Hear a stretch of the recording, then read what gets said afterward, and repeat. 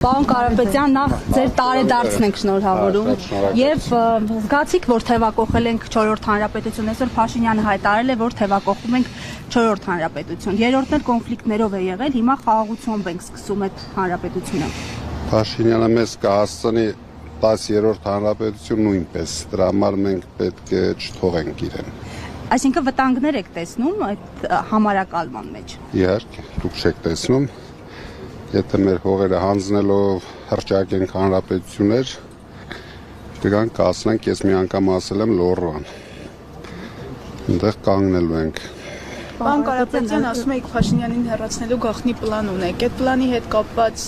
ինչ քննարկումներ են տեղի ունենում, հանդիպումներ ունեցել եք այլ ուժերի հետ։ Այդ պլանների հետ կապված ուժերի հետ հանդիպում պետք չէ։ Մենք էլ ունենք գաղտնի պլան, Փաշինյանն էլ ունի գաղտնի պլան իրեն հեռացնելու։ Ինքը իրեն Արդյունքներ երբ կտեսնենք, պարոն Կարապետյան։ Ինձ շուտով։ Պարոն Կարապետյան, այդ գաղտնի պլանով դուք կարծեք հեռացրել եք նաև Ալեն Սիմոնյանին, բայց մեկ այլ պլանով փաստորեն հետ է վերադարձել։ Հիմա ինչ պլան է գործել, որ ինքը գնացելու հետ է եկել եւ Ռակերովման ինչով եք պայմանավորում աղքարտուղարի պաշտոնում նոր թեկնածուի առաջադրման։ Հետ չէ եկել, իրեն նշանակել են աղք։ Հիմա եթե որակը իրեն դուր է գալիս, թող աշխատի։ Պարոն Կարապետյան, դուք եւ Սփյուռքի մի շարք գործիչներ պարբերաբար նշել եք ուժեղ Սփյուռքի կարևորության մասին եւ միասնական Հայաստան զարգացման մասին։ Վերջերս իշխանական պատգամավորը ասաց, որ ուժեղ Հայաստան ուժեղ Սփյուռքը միֆ է եւ որ Սփյուռքը ուժեղանում է Հայաստանից դատարկվելու հարցում։ Ինչու է այս մոտեցումը իշխանությունը որդեգրել, այն ուղ կտանի եւ արդյոք այս համատեքստում տեսնում եք Սփյուռքի քաղաքացիների իրավունքի որոշակի սահմանափակումը։ Իհարկե, իրենք ամեն ինչ անում են դրսի թելադրանքով, որ մեր Սփյուռքը իր աջակցությունը չունենա Հայաստանի զարգացման մեջ, իր մասնակցությունը չունենա Հայաստանի քաղաքական կյանքում, իրենց թվում է իրենք այդպես հնարավորություն կունենան վայելեն մի քիչ ավելի երկար, բայց սխալվում են։ Պարոն Կարապետյան, Աննա Հակոբյանը նաև ձեր քաղաքական ուժի ազգային ժողովում խմբակցության ղեկավարին էր հրավիրել հանդիպման, որպեսզի քննարկեն կանանց հանդեպ ընտանեկան բռնությունների հարցը։ Այս մասով դուք ինչ կարծիք ունեք, ինչու հրաժարվեցիք։ Կանանց մասով ինձ հարց մի տվեք, ում հրավիրել էր իրեն հարց։ Լավ, պարոն Կարապետյան, մեկ հարցը հայ առաքելական եկեղեցու վերաբերյալ տեսնում ենք, որ մեծ ու փոքր տարբեր քպայականներ շարունակ հայտարարում են, որ այս ընտրություններով մանդատ են ստացել նաև եկեղեցու հարցեր, այսպես ասած, լուծելու համար։ Հիմա տեսանք վեհապարին տարան հասցրին դատարան, օգոստոսի 28-ին արդեն այլ դատականիստ է նշանակված, նոր դատավորի հանգամանքով պայմանավորված։ Դուք ինչպես եք պատրաստվում դիմակայել, ձեր այդ գաղտնի պլանը կօգնի եկեղեցուն։ Դա մտնում է Փաշինյանի իրեն հեռացման գաղտնի պլանի մեջ։ Դրա համար թողեք այդ մարդիկ գնալով իրենց հարցերը լուծեն։ Ինչպես է գնահատում այդ process-ը եկեղեցու դեմ։ Դե դա ես ասել եմ, համաշխարհային ամոթ է, մեր ազգի ամոթն է։ Դա պրոստո խայտարակություն է։ Այս մարդիկ ինչ որ անում են ոչ միայն մեր եկեղեցու։ Պարոն Կարապետյանի հակադրություն այդ գաղտնի պլանի, այսօր բացահայտ պլան կառավարությունը իր նիստի օրակարգում էր, որ 2026-ից 31 թվականներին ինչ պետք է անեն եւ այդ թվում նաեւ եկեղեցու իրենց ասած բարենորոգումներ, վեհապարին պետք է հեռացնեն, նոր կաթողիկոս նշանակեն, այսինքն իրենց ծրագիրը բացահայտ է, հիմա դրա դիմաց ինչ որ գործողություններ կա։ Իրենք կհասցնեն միայն իրենց բարենորոգեն,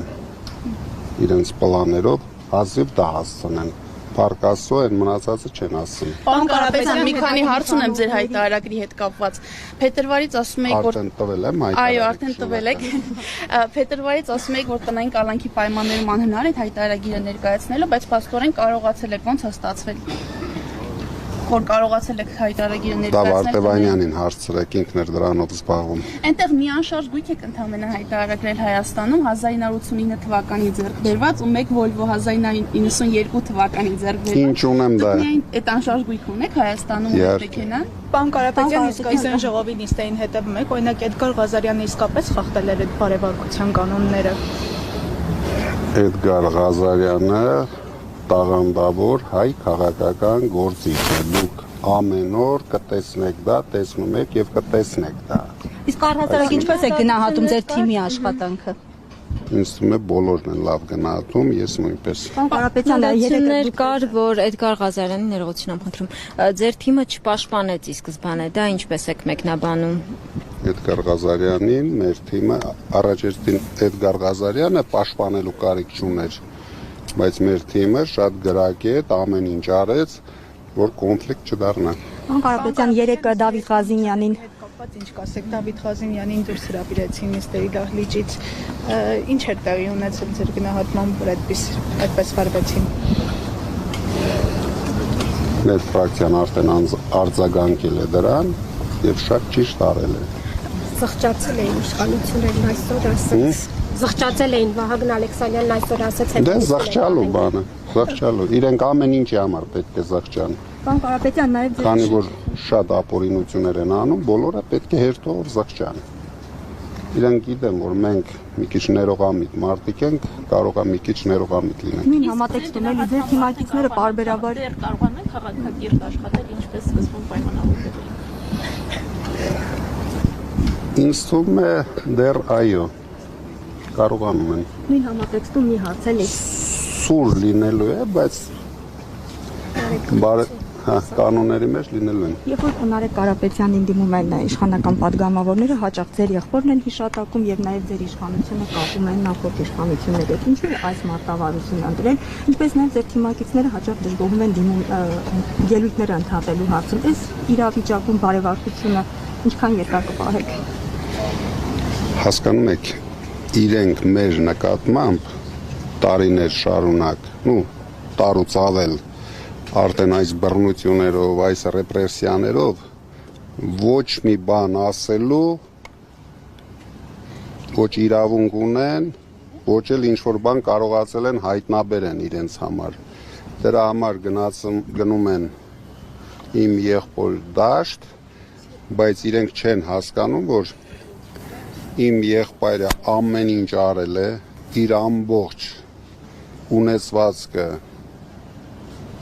այն ժամանակ նվիրել է բարեգործության, իմ եղբայրը մի մարզում միայնակ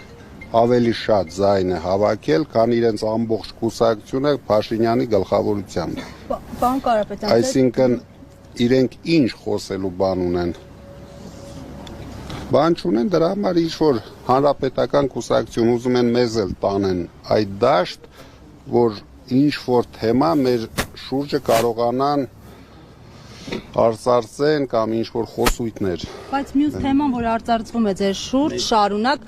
ռուսական այսպես ազդեցությունն է, շարունակում են ասել ամբիոնից նաև, որ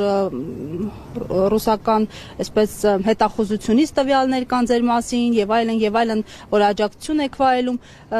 ի վերջո ունեք աջակցություն։ Ես հարգանք ունեմ, ինձ թվում է թե Ռուսաստանում, թե Հայաստանում, ինչը որ ընտրությունների արդյունքները ցույց տվեցին։ Դրա համար իրենք թող մտածեն, որ իրենց տներում հարգանք չունեն։ Այսինքն քաղաքացիների մակարդակով հարգանք։